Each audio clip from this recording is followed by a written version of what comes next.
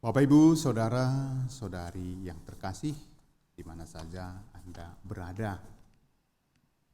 Minggu lalu kita berbicara tentang menegur saudara sebagai aplikasi dari kasih. Tandanya seseorang mengasihi yang lain, ia harus menegur saudaranya jika saudara itu jatuh ke dalam dosa atau berjalan pada jalan atau rel yang tidak benar. Bentuk perwujudan kasih lain yang ditawarkan oleh Injil pada hari ini adalah mengampuni. Petrus bertanya kepada Yesus, "Tuhan, sampai berapa kali aku harus mengampuni saudaraku jika ia berbuat dosa terhadap aku? Sampai 7 kali?" Jawab Yesus, "Bukan. Aku berkata kepadamu, bukan sampai 7 kali, melainkan sampai 70 kali 7 kali. Jika mau sempurna, maka mengampunilah tanpa batas." Kira-kira itulah yang mau disampaikan Yesus kepada Petrus. Jika mau mengampuni, jika mau sempurna, mengampunilah tanpa batas.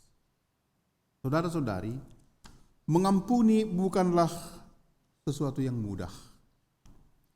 Apakah kita manusia bisa dengan mudah mengampuni orang yang pernah mempermalukan kita, mengkhianati kita, menyakiti dan membuat kita sakit dan menderita?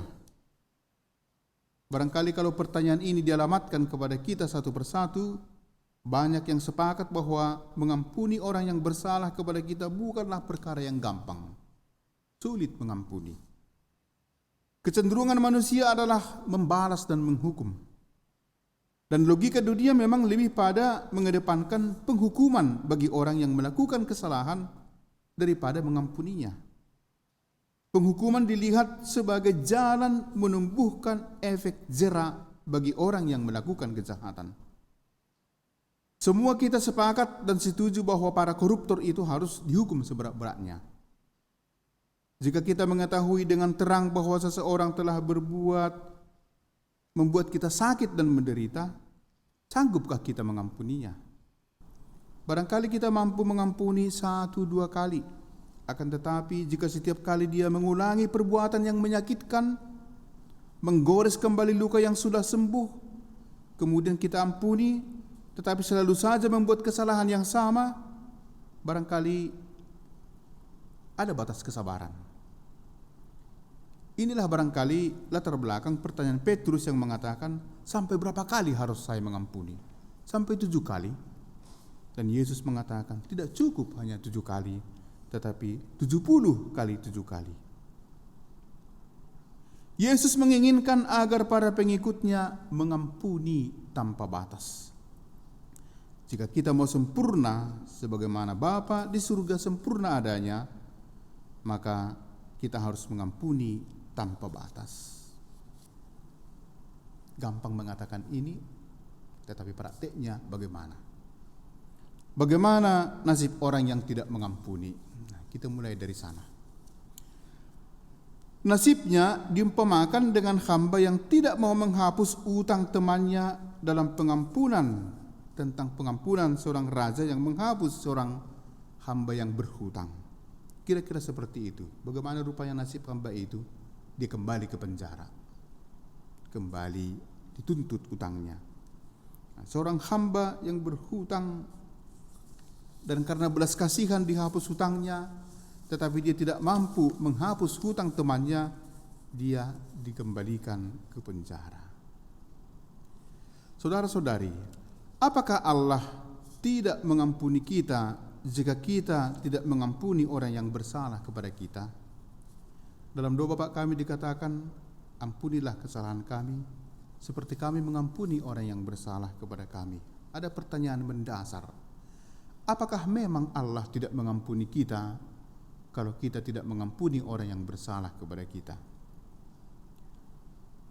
Jika Allah tidak mengampuni kita karena kita tidak mengampuni orang yang bersalah, maka Allah juga mempunyai syarat sebenarnya. Bagaimana ini? Benarkah ini?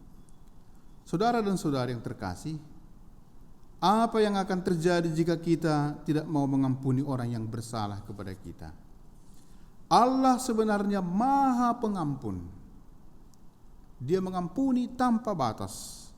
Tetapi jika kita tidak mampu mengampuni orang yang bersalah kepada kita, kita sebenarnya menolak rahmat pengampunan dari Allah.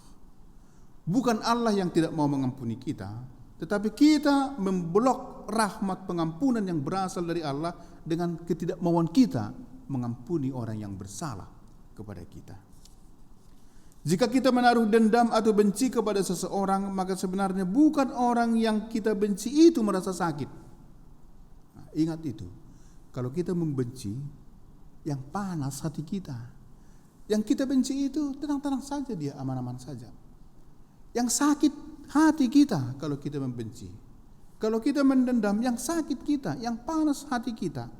Kita sedang meracuni diri kita dengan sikap dendam dan benci. Yang sakit adalah mereka yang membenci dan menaruh dendam. Seorang yang menaruh dendam dan benci adalah mereka yang senantiasa meracuni hatinya. Hati yang terkontaminasi akan juga dengan cepat merambah ke seluruh tubuh. Sakit hati membuat seluruh tubuh juga bisa sakit. Dan sering terjadi bahwa seseorang yang menderita penyakit serius, kanker, stroke, itu mulai dari ketidaksanggupan seseorang untuk mengampuni dan memaafkan. Tak sanggup mengampuni dan memaafkan. Dendam kusumat yang ada dalam diri membuat hatinya sakit. Sakit hati mengkontaminasi kepada seluruh tubuh sehingga muncul penyakit-penyakit yang serius dalam diri. Kitab Sirak dalam bacaan pertama mengingatkan kita bahwa dendam kesumat dan amarah sangatlah mengerikan untuk diri sendiri. Dan orang berdosalah yang dikuasainya. Ditambahkan bahwa barang siapa membalas dendam akan dibalas oleh Allah katanya. Tetapi sebenarnya bukan Allah yang membalas, tetapi dirinya sendiri yang menolak rahmat pengampunan dari Allah, yang merusak dirinya sendiri. Untuk menghindari kita dari hati yang terkontaminasi, yang membuat seluruh tubuh kita busuk, Yesus mengajak kita untuk mengampuni tanpa batas. Demi kebahagiaan, demi sukacita, demi kesehatan jiwa dan raga kita, maka marilah mengampuni tanpa batas, kata Yesus.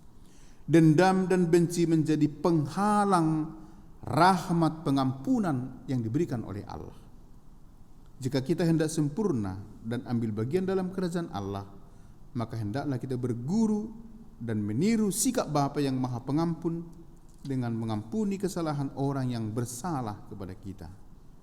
Kita mengampuni bukan terutama untuk mereka yang kita ampuni, tetapi terutama demi kebaikan diri kita sendiri, demi keselamatan dan kesempurnaan kita, demi kebahagiaan dan sukacita kita, demi plong dan demi kebebasan kita dari dosa.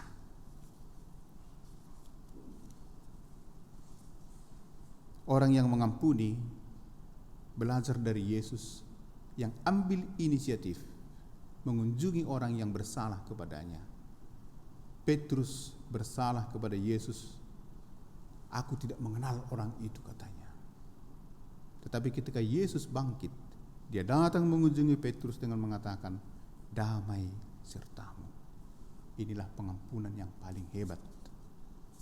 Orang yang disakiti, orang yang dikhianati, orang yang ditinggalkan, datang mengunjungi orang yang terang-terang bersalah. Ini satu teladan bagi kita, mengunjungi, menyapa, mengampuni orang yang bersalah kepada kita. Kalau kita hendak sempurna, maka kita perlu mengampuni sebagai aplikasi dari kasih yang diajarkan oleh Tuhan kepada kita. Amin.